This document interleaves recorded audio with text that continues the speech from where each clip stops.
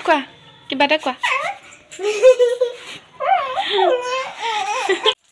so hey everyone স্বাগতম জনালোঁ আপোনালোকক মোৰ অন্য এটি ভিডিঅ'লৈ আৰু এইফালে মায়ে বাহিৰৰ চৌকাতে এনেকৈ জলপান ভাজি আছিলে ময়ো অকণ লাগি দিলোঁগৈ আৰু আজি ইফতাৰৰ কাৰণে মানুহ কেইজনমান দৰৱ কৰা হৈছে আৰু সেইকাৰণে এইফালে মই লাগি গ'লোঁ ইফতাৰী বনোৱাত প্ৰথমতে এইফালে ভাবিলোঁ ফল মূলখিনিকে কাটি লওঁ আৰু এইফালে তৰমুজটো ইমান যে ধুনীয়া ওলাইছে আৰু তাৰপিছত এয়া আপেল আঙুৰ আৰু লগতে তিয়ঁহ এটা গোটেইখিনি ভালদৰে কাটি ল'লোঁ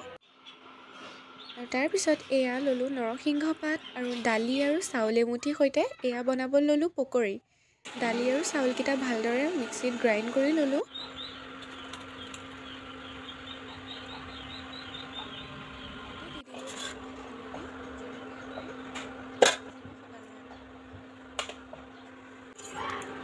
ইয়াত ক্ষীৰৰ কাৰণে জহা চাউল কেইটামান তুলি দিছিলোঁ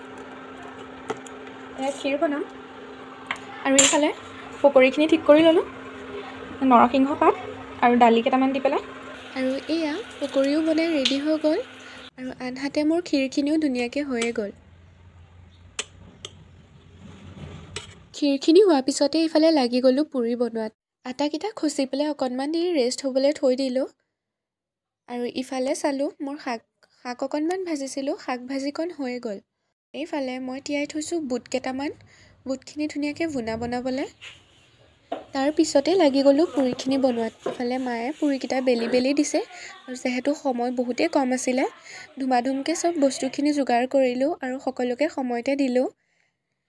আৰু ইফতাৰ কৰাৰ পিছত আজি বহুত বেছিকৈ ভাগৰ লাগিছিলে আজিলৈ ভিডিঅ'টি ইমানেই